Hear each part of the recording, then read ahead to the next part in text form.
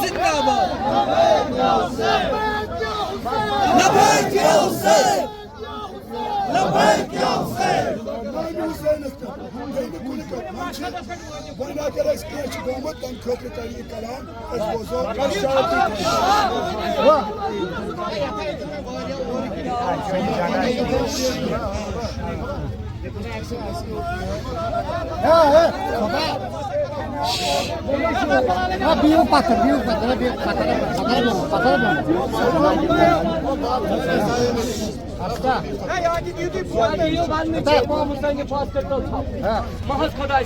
biu patah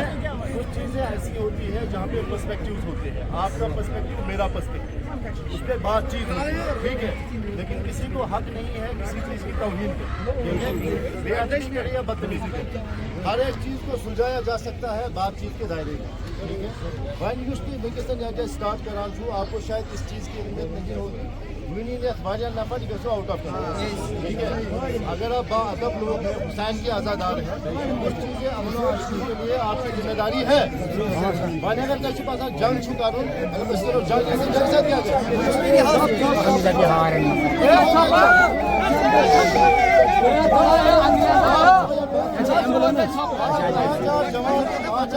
बुजुर्ग मेरे साथ आ जाओ, हम बात करेंगे,